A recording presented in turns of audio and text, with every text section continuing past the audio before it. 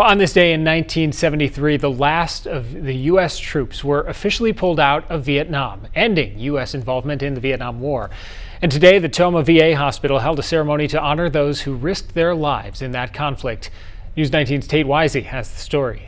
Held at the Tomah VA, this event brought together veterans, families, and community members to honor those who served during one of the most controversial chapters in American history.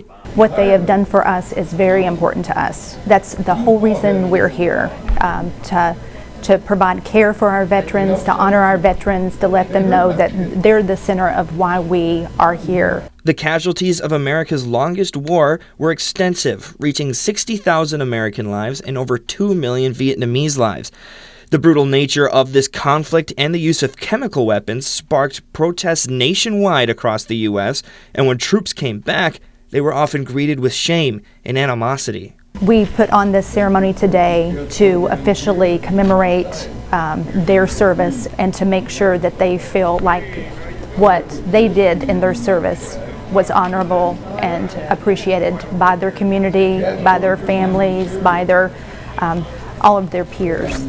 Tom Flock felt the need to serve his country, so he enlisted in the U.S. military and served 2 tours from 1967 to 1970 with the Navy. I was on the river boats, and we hauled troops and cargo up and down the river, and we hauled everything, from a bulldozer to a grader to a tank to a deuce and a half to troops, bombs, hauled everything up and down the river. For many veterans, this ceremony provided a rare chance to reunite with old comrades and forge new connections with fellow service members who had walked similar paths. You get talking about, yeah, I did this, and we did this, and here's when I was there, It's just nice to see the amount of guys that come here today, and they did their service. It didn't make any difference if you were a cook or a door gunner. You were there, and you had a job to do. Reporting in Tomah, I'm Tate Wisey, WXOW News 19.